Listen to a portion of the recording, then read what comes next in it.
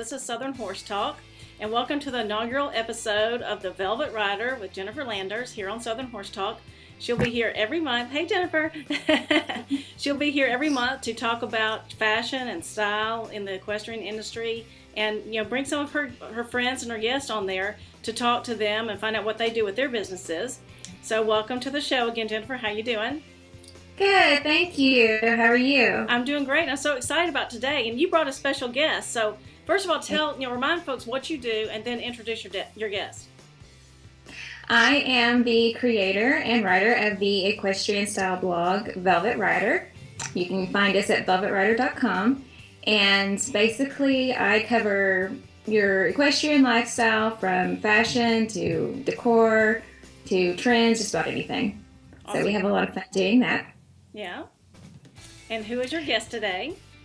My guest today is my really good friend, Julie Frickman from Equestrianista Apparel. Hi, Julie. How you doing? Welcome to the show. So glad you're here today to share what you're doing in the horse industry.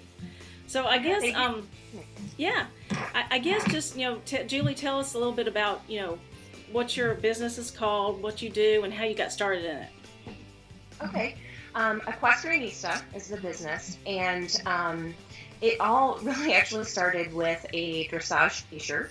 I got an off-the-track thoroughbred that I fell madly in love with and started taking dressage lessons with him. And I always, even if I was riding with one person or a trainer, I've always been known to really care about what I was wearing when I was riding, because I felt like when you feel good, when you look good, you feel good, and you ride better. Yes. And so that's always been my mantra.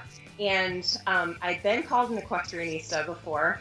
And anyway, I was looking for great apparel to ride in that was comfortable, but I could still feel like it was more than just riding apparel. I could take it out and pair it with a blazer, wear it at girls' night out, date night. And so anyway, I ended up creating the dressage t-shirt, and I had a blast with that and took it further. I just really fell in love with the creation process and had such great response to it. That's awesome. So talk a little bit about how you know Jennifer and how y'all work together. Jennifer, it's just one of those things where you feel like you make some of the greatest friends through the equestrian community. And I met Jennifer through Equestrianista, and then we began talking more and more. We had a lot in common. We both had a Western background and, of course, the love of horses. And we just were able to connect, and then we started talking more and more and kept in touch.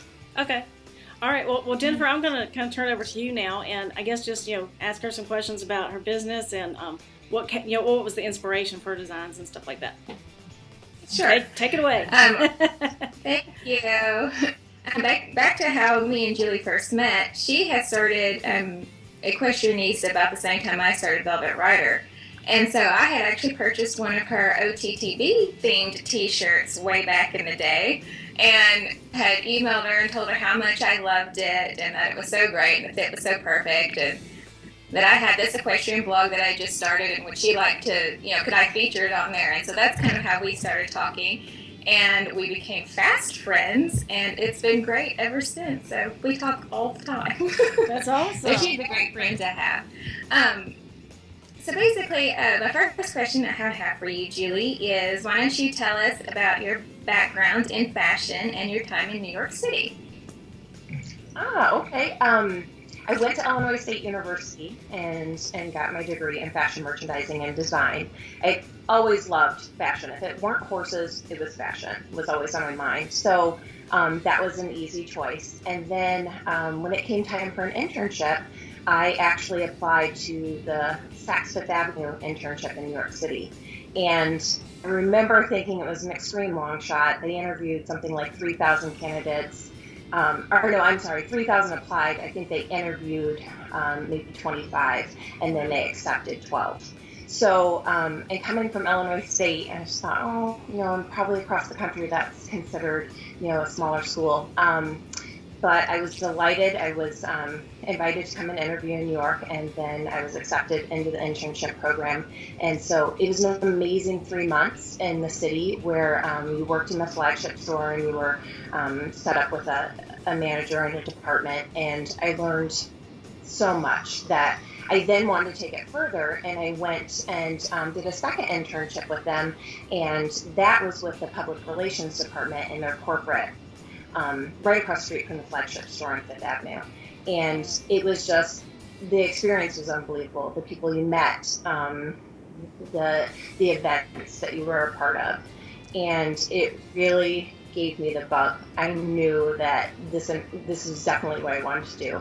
But unfortunately, September 11th happened, and there was a hiring freeze across the city. So I ended up on a whim going to Hawaii, and it's staying there. The economy was not being affected by the time, and ended up being a manager for Abercrombie and Fitch. And that was another, although it was a very different experience, it was another one that was just invaluable. We were a bunch of 20-year-old kids out there running the number one store at Abercrombie and Fitch, but you're on an island by yourself. So it was literally sink or swim. You run their biggest store, and we were a small little tight-knit family out there doing it. And then an opportunity came to go back to New York and work for a couture designer that I had met through Saks Fifth Avenue and couldn't pass it up. So I was able to work for her, and over the course of a year and a half, I did shows with her line at Saks and Neiman's across the country. And then brought me back home because I rekindled with my college sweetheart, and it was stay in New York City and go the career path or come home and see where that would take me. So of course I chose love. That's awesome. Is there anything, like maybe one thing that you learned during your time that is helping you now with Equestrianista that you'd like to share? I think the couture designer that I worked for, she said it best when she said that you always need to stay true to yourself. Everyone will have an opinion about what you should do next or what you should design or work on, but you are your core customer, and so you need to remember that and stay true to what your vision is and what you love. And every time I doubt myself, I go back to that. That's great advice. Okay, so who is an Equestrianista? What is the girl like who represents the Equestrianista collection?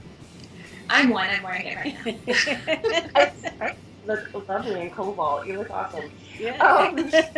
She is a busy woman.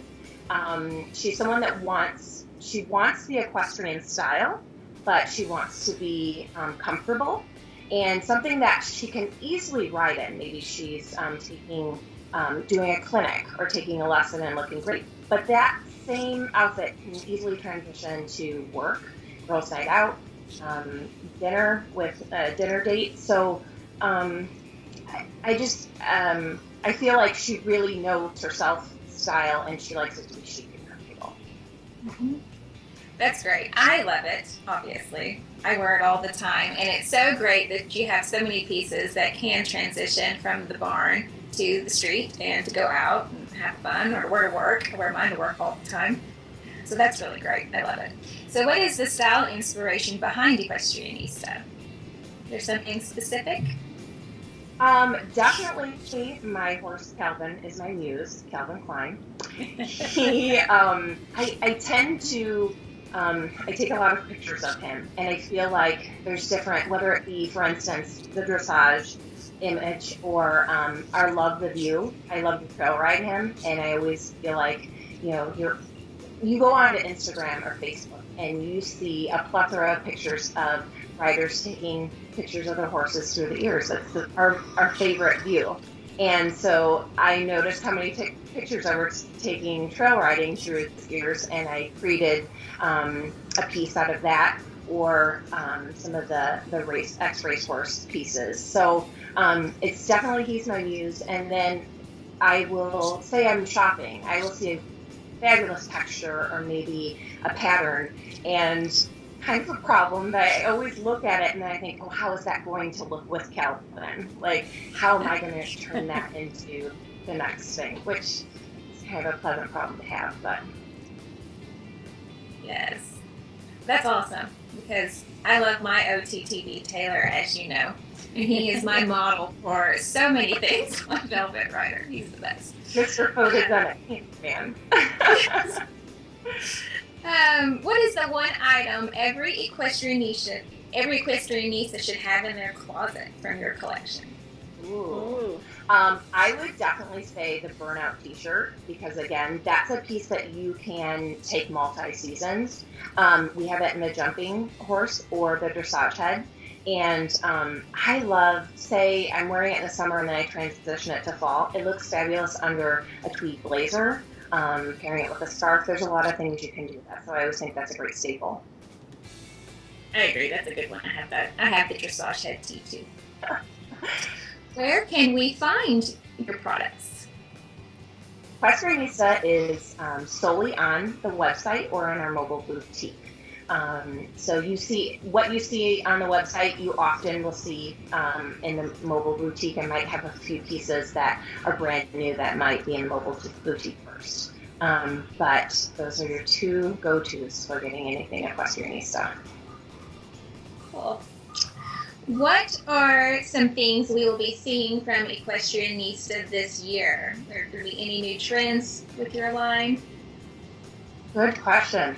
I have a few sketches, but I think what I love most about the business model I have with Equestrianista is that I have such extreme flexibility. I am not tied into seasons or collections. I don't have anyone to answer to. So when it hits, I feel like I can bring freshness to our pieces at any time. So I'm in fact working on a couple of things in the next couple of weeks, and we'll be bringing them to the website. Awesome. Always so excited to see what your new pieces are going to be for each season. I know we alluded to it before, that we both grew up having a Western background, but why don't you tell us a little bit more about your equestrian background and if you have any horses? Okay. I was riding before I could walk. My mom was a barrel racer. And so I was up on her horse before I could walk. And then my dad purchased my first quarter horse mare. I was 5 or 6. And she was quite the learning experience. She was a red mare. And so she taught me a lot, which was great. And then through high school leading up to college, a lot of times we would go to auctions and get some stock horses and bring them home. And my girlfriends and I would just teach them how to trail ride and get them nice and broke for someone just to pleasure ride, and then we're able to sell them. So it was a really great thing knowing that they were coming out of the auction line, but then they were getting a good home. And then I had to take a break in college, but after college I started back up again, and I had always loved dressage. I think, though, I felt it was intimidating. But I found the right trainer, and she pointed me in the direction of Calvin, and it just had a blast. It was the perfect fundamentals to start a horse fresh from the track and really lay the groundwork for us to have a great relationship. So I am a lover of dressage and trail riding at this point. Me too. I love dressage and I love to trail ride, and I've been able to start taking Taylor more into the trail riding, direction, which has been a lot of fun. We're having fun together doing that. Well, Rebecca, do you have any questions for Julie? I do. A lot of people that sell products, they go to trade shows, across the country. Do you follow the trade show circuit, and where do you go? I have not done any of those. I haven't done ADA, for instance, because I'm not selling I'm not selling wholesale, but I am very interested in doing more of the larger shows. For instance, will be our second year doing Rolex this year, and I'm hoping to get out to some of the larger shows across the country. I think that'd be really exciting. That's awesome. And I'm not as into the English as I should be. I'm more the Western. So what are the big trade shows that are focused on English? Do you know? The Devon Horse Show, the Washington International Horse Show. I'd love to get to Traders Point. It's not far from me in Indianapolis. And then there's one up in Michigan, blanking on the name because it's changed hands. I think it was last year. But there's a couple of in within the Midwest. So I'm hoping it won't be too far of a stretch to really reach a few of those this year. Okay. And then also, how long have you had your business open, and what do you see happening in the next 5 years or so? What are your goals? I opened my business 3 years ago, and the first year it was just online. The second year I started going to shows in the Chicagoland area with a tent. And each year it's grown exponentially. So I was able to last year invest in the mobile boutique. And that was the biggest step yet for us. And then this year, like I said, getting to the larger shows and continuing to grow and make it to those shows more regularly. Okay. And I've got one more question. Do you both of y'all find that, style and fashion, clothing, and all those sort of things, are they becoming more and more popular in the equine world? It seems like it is to me, and I just wanted your opinion. I'll let Jennifer start. Yeah, anybody go. It doesn't matter who. Yes. Yes, I do. I think fashion has really, grown within the equestrian world, even since, I started Velvet Rider. It seems that riders are more in tune with what's in style and starting, their own trends and things like that. So it's been really fun to watch grow and watch see, and riders really do like the aspect of being able to go to the barn and ride in an outfit and then leave and go to the mall or go shopping or go grab coffee with friends or something like that and still look fashionable. I mean, we have seen over the last couple of years where riding breeches have started, creeping into, your big fashion lines like Ralph Lauren. So that's always been that's really neat to see. And of course, you can tell a lot of equestrian influences and accessories and stuff. You'll see a lot of bit details and even stirrup details on different things. So, yeah. Definitely. Julie, what do you think? I agree. And as well as home, you see it in home decor. And I think that's why so many of these small equestrian brands are doing so well, is because it's not always just the equestrian that's purchasing your product. There's a lot of, what little girl didn't want a horse when she was little? There's a lot of women that love the equestrian lifestyle. And I think that they want to wear that style as well. So. Yeah. Well, I was going to say, when I go out and I see people, either at a restaurant or at Walmart in line, and they might have a piece on that looks like Western clothing or English clothing, and I'm thinking, are you really a rider? Do you really have a horse, or did you just buy that to look fashionable? And usually you can tell, but from the boots or the shoes, they might have some stable things on the bottom. Yes. and that's a real equestrian. But you do see that style everywhere, and I'm glad of that, because it just makes it exciting to be part of all this. Yes. So Julie, go ahead and share your contact information, where people can find your products, again, your website, your Facebook, and things like that. Thank you. You can find it on equestrianista.com. And then on the website, we also try to keep at least a month in advance where the mobile boutique will be. Okay. And if you'd like to try to catch us out. Like I said, we'll be at Rolex this year. It'll be Michelle and myself. She's the photographer. She's the everything on the side with Equestrianista, and the customers just adore her as well. So we will be at Rolex, and then for social media, you can find us. It's Facebook is Equestrianista Collection, and Instagram is Equestrianista Collection. So you can follow us and see some of the behind the scenes stuff that we have going on. Oh, that's awesome. Well, I'm glad you're going to Rolex. I'd like to hook you up with a friend of mine who is going to be there. She's part of all of that, and her name is Jessica Lynn. So I might get her to come over and interview you at your mobile unit there that you have. Would that be okay? Definitely. That would be great. Thank Awesome. you. Yeah. Now, Jennifer, share your stuff again, because we want to send people your way as well. You can find me on my website. It's velvetrider.com. And I'm also on Facebook, Twitter, Pinterest, Instagram, and Tumblr at The Velvet Rider. Yes, Jennifer's everywhere. I'm everywhere. You can find her. Well, guys, thank you so much for coming on today to share about style and fashion and the trends in the equine world. I really appreciate it. We had so much fun. Thank you. Awesome. And we're looking forward to your next segment. Do you know who your next guest is going to be, Jennifer? I do not. You do not? Okay. It's going to be a surprise, folks. It'll be a surprise. Stay tuned. That's right. And viewers, thank you so much for watching. And if you would, just go ahead and click that little subscribe button below so you can get updates on future episodes. And in the meantime, join us over on the Southern Horse Talk Facebook group. Join in the conversation there. Share your horse story, your pictures, and your videos, and help us share the Southern equine lifestyle.